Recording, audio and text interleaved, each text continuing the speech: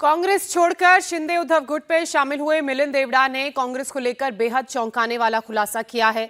India TV को दिए अपने इंटरव्यू में मिलिंद देवड़ा ने कहा कि कांग्रेस ने प्रधानमंत्री मोदी की हर नीति का विरोध करने का फरमान दिया और ये अंदर दिया भी जाता था। पहले कांग्रेस एक राष्ट्रवादी पार्टी थी, लेकिन आज देश को बांटने की राजनीति कर रही है। कांग्रेस में लोकतंत्र नहीं है, आज नकारात्मक राजनीति हो रही है। सत्ता पाने के लिए पर्सनल अटैक्स किए जा रहे हैं। आज एक और निष्ठावान परिवार ने कांग्रेस का साथ छोड़ दिया। हम बात कर रहे हैं देवड़ा परिवार की और हमारे साथ बात करने के लिए खुद मौजूद है मिलिंद देवड़ा। स्वागत है आपका इंडिया टीवी में। 55 साल तक आपके परिवार ने जिस पार्टी का साथ दिया, खून पसीना देकर मुंबई महाराष्ट्र में जिस पार्टी को खड़ा किया, आखिर ऐसी क्या वजह रही कि आपको इस तरह से भावुक होकर पार्टी का साथ छोड़ना पड़ रहा है? देखिए, मैं ये निर्णय, सबसे पहले ऐसे निर्णय लेना ये मेरे लिए कोई आसान निर्णय नहीं था। मैंने अपने जीवन में इतना बड़ा निर्णय कभी नहीं लिया है। और पिछले 10 वर्षों से जब पार्टी की सबसे चैलेंजिंग, सबसे चुनौतीपूर्ण दशक में मैं पार्टी का लॉयल रहा हूँ और पार्टी को हर क्षेत्र में जो भी रिस्पॉन्सिबिलिटी उन्होंने मुझे दी, मैंने पार्टी उस रिस्पॉन्सिबिलिटी को फुलफिल करने की पूरी कोशिश की। लेकिन ये कुछ अचानक नहीं हुआ है। ये काफ़ी सालों से मैं देख रहा हूँ कि पार्टी की जो विचारधारा थी और आज जो विचारधारा है, पार्टी की जो अप्रोच है, जो रवैया है कि किस तरह से वे इश्यूज़ को लेकर उन्हें अपोज करते हैं, इन चीज़ों में 2004 से लेकर आज तक बहुत अंतर है। मैं कई उदाहरण आपको दे सकता हूँ। पहले 20 साल पहले, जब 2004 के पहले जब हम आए थे और मनमोहन सिंह जी मुख्यमंत्री, कांग्रेस पार्टी सत्ता में आई और मुख्यमंत्री मनमोहन सिंह जी प्रधानमंत्री बने, उसके पहले जब अटल जी प्रधानमंत्री थे, उस समय कांग्रेस पार्टी ने एक बहुत ही सकारात्मक भूमिका निभाया ऑपोजिशन होने के नाते। मेरे स्वर्गीय पिताजी उस समय फाइनेंस कमेटी के चेयरमैन थे, अध्यक्ष थे, और उनके नेतृत्व में, और उस समय यशवंत सिन्हा जी वित्त मंत्री थे, दोनों ने साथ में मिलकर इंश्योरेंस बिल पारित किया लोकसभा में। और इंश्योरेंस बिल एक ऐतिहासिक बिल है, क्योंकि आज हमारे पास, आपके पास जो इंश्योरेंस है वो इस आर्थिक सुधार की वजह से है। जो टेलीकम्युनिकेशंस क्रांति हुई है हमारे देश में, जिसकी वजह से आज हमारे पास और आपके पास एक स्मार्टफोन है, हमारे पास 3G, 4G, 5G का कनेक्शन है, ये उसी ज़माने से हुआ और उन नीतियों की वजह से हुआ और उस राजनीति की वजह से हुआ, क्योंकि लोगों ने पार्टी के आधार पर भेदभाव न करते हुए साथ में मिलकर देश की विकास के लिए, देश की उन्नति के लिए, देश की प्रगति के लिए काम किया। और हमारे देश के संस्थापकों ने जब हमारा संविधान लिखा, जब उन्होंने भारत को वेस्टर्न स्टाइल पार्लियामेंट्री डेमोक्रेसी दिया, ये सिस्टम्स की जब डिज़ाइन हुई थी, ये सिस्टम्स की डिज़ाइन का एक बहुत बड़ा एक हिस्सा था कि, और आधार था कि गवर्नमेंट और ऑपोजिशन हर इशू को लेकर अग्री नहीं करेंगे, लेकिन ऐसे बहुत सारे मुद्दे होंगे जिस पर वे अग्री करके कुछ काम कर सकते हैं। जिस प्रकार से पिछले 10 वर्षों में राजनीति हो रहा है, पर्सनल अटैक्स, हर चीज़ को लेकर प्रधानमंत्री, यदि कुछ हमारे देश के यशस्वी प्रधानमंत्री नरेंद्र मोदी जी यदि कुछ प्रपोज करेंगे, मेक इन इंडिया, मुझे याद है जब उन्होंने प्रपोज किया, उनका विजन क्या था कि भारत सबसे बड़ा इलेक्ट्रॉनिक्स इंपोर्टर है पूरी दुनिया में। तेल एक्सपोर्ट से भी ज़्यादा इलेक्ट्रॉनिक्स की इंपोर्ट्स होती है और हमें भारत को आत्मनिर्भर बनाना चाहिए। इसकी बहुत सारे कारण हैं। एक, स्थानिक लोगों को, भारतीय लोगों को रोज़गार मिलेगा, लेकिन इसका एक रणनीतिक कारण भी है कि हम चीन जैसे देशों को, उनकी अर्थव्यवस्था को मजबूत नहीं करेंगे। यदि हम अर्थव्यवस्था को मजबूत करेंगे तो उनका सेना मजबूत होगा और भारत के बॉर्डर पे वे हमारे लिए प्रॉब्लम क्रिएट कर सकते हैं। मुझे याद है मैंने उस समय पार्टी के नेतृत्व को भी कहा कि हमें कुछ कंस्ट्रक्टिव सजेशंस देना चाहिए। अपोज करने के बजाय यदि हम कहते थे कि मेक इन इंडिया ऐसे होना चाहिए, मेक इन इंडिया के लिए हमें किन चीज़ों की ज़रूरत है, ज़मीन की ज़रूरत है, मैन पावर की ज़रूरत है, इंफ्रास्ट्रक्चर की ज़रूरत है, बिजली की ज़रूरत है, हम चीन के अगेंस्ट कैसे कम्पीट करें। सो ऐसे बहुत सारे उदाहरण हैं जिसकी वजह से हम जैसे लोग सफोकेट हुए हैं। ठीक है, हम राजनीति कर रहे थे, लेकिन मैंने पिछले 10 वर्षों में मेरे पास कोई पद नहीं था, उसके बावजूद मैं पार्टी का लॉयल रहा और मैंने कभी भी अपने राजनीतिक जीवन में, खास करके एज एन ऑपोजिशन मेंबर, जबकि ऑपोजिशन में थोड़ा आपको गवर्नमेंट को अटैक करना पड़ता है, मैंने नीतियों को अटैक किया, मैंने विचारधारा के आधार पर अटैक किया, मैंने आइडियाज़, विचारों के आधार पर अटैक किया, लेकिन व्यक्तिगत रूप से मैंने कभी भी किसी को अटैक नहीं किया। आपने नीतियों का जिक्र किया, क्या फरमान आते थे कि हर नीति का विरोध करना है, चाहे जो भी प्रधानमंत्री कहे उसका विरोध करना है हर नेता को? देखिए, पार्टी की पॉलिसी थी कि oppose for the sake of opposing. मैं इस बात को मैं एक्सेप्ट कर सकता हूँ कि कभी कभी चुनाव के समय आपको अपोज करना पड़ता है, ये होता है, हर लोकतंत्र में ऐसे होता है।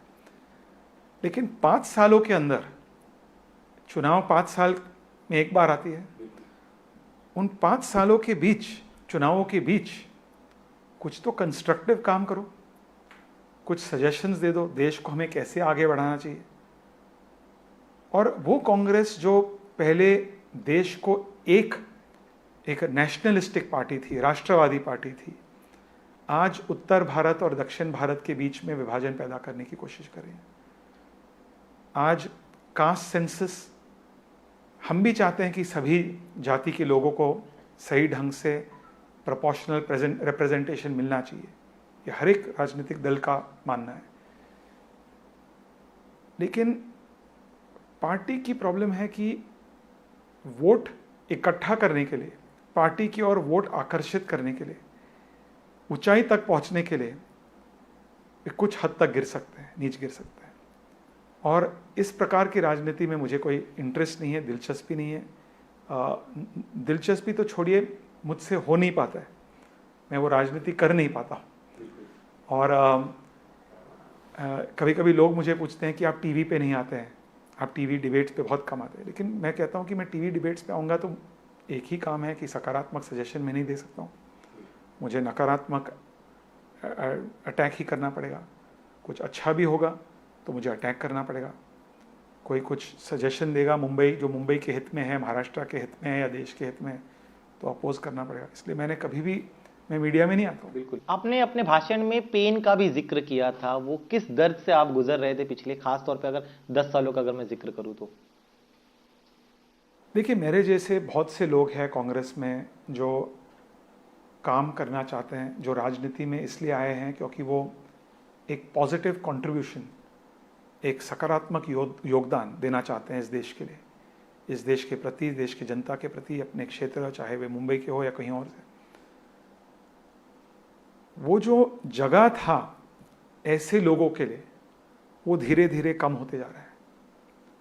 ये सबसे बड़ी सफोकेट जो व्यक्ति कहते हैं कि मैं सफोकेट हो रहा हूँ, वो मुझे लगा कि वो सफोकेटिंग है। और बहुत से लोग, कुछ लोग पार्टी छोड़ के दूसरे पार्टी में चले गए, कुछ लोगों ने पॉलिटिक्स छोड़ा, कुछ लोगों ने कहा मैं कुछ एनजीओ में ज्वाइन करूँगा, मैं एक थिंक टैंक ज्वाइन करूँगा, कुछ लोग मीन्स। बट इसका वजह है कि हम अपने आप को सुधारना नहीं चाहते हैं, हम मतलब मेरी पूर्व पार्टी जी। और सो ये मेरे लिए एक बहुत बड़ा निर्णय, बहुत ही बड़ा निर्णय था। और 55 साल पुराने रिश्ते को ऐसे समाप्त करना बहुत टाइम से चल रहा था। मैं हर रोज़ मैं कहूँगा, लेकिन मैं हमेशा, मेरी इच्छा यही थी कि मैं आशा करता था कि हम कहते हैं होप अगेंस्ट होप, कि पार्टी विल इंट्रोस्पेक्ट, पार्टी तत्काल इंट्रोस्पेक्शन करेगी।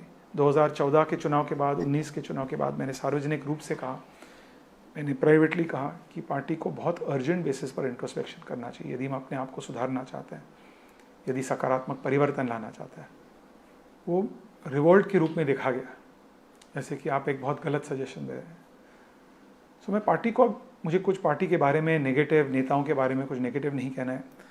मैं उनको शुभकामनाएं देना चाहता हूँ। मैं चाहूँगा कि हमारे देश में एक कंस्ट्रक्टिव ऑपोजिशन हो। कंस्ट्रक्टिव ऑपोजिशन से सरकार भी और बेहतर सेवा कर सकती है। आपने इश्यूज का जिक्र किया, क्या इश्यूज को रिजॉल्व करने को लेकर जो एक अंदर मन में होना चाहिए कि नहीं ये समस्या इसे रिजॉल्व किया जाए, क्या दिल्ली में कोई ऐसा मैकेनिज्म नहीं है कांग्रेस में कि ये जेन्युइन प्रॉब्लम है, अगर कोई नेता जेन्युइन इश्यूज रखता है तो उसे रिजॉल्व किया जाए? राहुल जी कुछ नहीं करते या खड़गे जी? देखिए, आज मैं कांग्रेस छोड़ के मैं निकल गया हूँ कांग्रेस पार्टी से, तो अभी कांग्रेस में क्या प्रॉब्लम्स हैं उसमें आपको एनालिसिस करने से मुझे से कोई फ़ायदा नहीं है। अभी अब मैं भविष्य की ओर देखना चाहता हूँ। मैं अब मेरा जो कंस्ट्रक्टिव पॉलिटिक्स है मैं वही करना चाहूँगा। और शिंदे जी ने मुझे जो एक मौका दिया है और उनके पार्टी के माध्यम से, शिवसेना के माध्यम से मैं उनके हाथों को मजबूत करने के लिए मुझे एक अवसर मिला है। नरेंद्र मोदी जी के हाथों को मजबूत करने के लिए मुझे एक अवसर मिला है। महाराष्ट्र और केंद्र में मजबूत सरकारों की आवश्यकता है। आज मैंने अपने भाषण में भी एक उदाहरण दिया, बहुत बड़ी गर्व की बात है कि मुंबई जैसे शहर में, जो देश की आर्थिक राजधानी है, एक प्रकार से एक सॉफ्ट टारगेट भी था। और आपने देखा है कि हर टाइम जब आतंकवादी घटना घटती थी तो मुंबई में घटती थी। 10 सालों से एक भी आतंकवादी हमला नहीं हुई मुंबई में। बिल्कुल। इसका कारण है कि केंद्र सरकार और राज्य सरकार की नीतियों की वजह से। तो मैं ऐसे सकारात्मक नीतियों में योगदान देना चाहता हूँ जिससे आम मुंबईकर अधिक सुरक्षित हो, जिससे उन्हें रोजगार मिले, जिससे हम मुंबई और महाराष्ट्र और देश में इन्वेस्टमेंट आकर्षित करें और जिसमें देश को हम आगे ले जा सकें। एक बड़ी चीज देखिए, आप 55 साल आपके परिवार ने सेवा की, 20 साल खुद आपने अपना पूरा युवा, अगर हम कहें, अवस्था जो है पार्टी के लिए दिए, लेकिन जब आप इस्तीफे की बात करते तब आपको एक मैसेज आता है इस्तीफे का, ट्वीट करने के बाद या जानकारी देने के बाद। क्या वो मैसेज था, किसने वो किया था? नहीं, जो भी है पार्टी, देखिए पार्टी को बहुत मैं पार्टी को और एक बार क्रिटिसाइज नहीं करना चाहता हूँ। मैं पार्टी छोड़ के चला गया हूँ। मैं पार्टी को आपके माध्यम से शुभकामनाएं देना चाहता हूँ। मैं चाहूँगा, मैंने बहुत मेहनत की पार्टी को मजबूत बनाने में। पार्टी को मेरे फैमिली ने 55 सालों के लिए, पार्टी ने हमें बहुत कुछ दिया लेकिन हमने भी पार्टी को बहुत कुछ दिया। ये वन वे ट्रैफिक नहीं है। और जब लोग कभी कभी कहते हैं कि पार्टी ने इनको बहुत कुछ दिया, लोग भी पार्टी को बहुत कुछ देते हैं। आप एक पत्रकार हैं, आपके चैनल, कोई कहेगा कि चैनल ने आपको बहुत कुछ दिया, आप भी चैनल को बहुत कुछ दे रहे हैं। सो ये टू वे ट्रैफिक है। और मैंने कोशिश की, मैंने प्रयास की कि पार्टी मस्ट इम्प्रूव, पार्टी को परिवर्तन, आत्म परिवर्तन, आत्मचिंतन करनी चाहिए। लेकिन मुझे नहीं लग रहा है कि पार्टी को इंट्रोस्पेक्शन में कोई इंटरेस्ट है, दिलचस्पी है। क्या इस्तीफा देने के पहले आपकी राहुल जी से बात हुई थी, प्रियंका जी से बातचीत हुई थी? प्राइवेट बातें मैं आपके मीडिया के माध्यम से नहीं, कोई बात नहीं। मुंबई कांग्रेस अध्यक्ष का भी पद आपको छोड़ना पड़ा, जबकि सिर्फ 20 दिन पहले आपने जो है चार्ज लिया था। बड़े भैया, जो किसी को एक्सपेक्टेड नहीं था।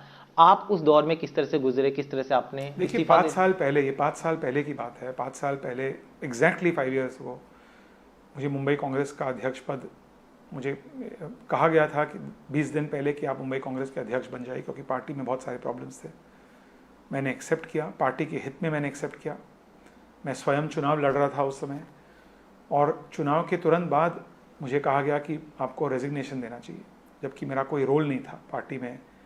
कैंडिडेट सिलेक्शन में रोल नहीं था, कैंपेन स्ट्रैटेजी में रोल नहीं था।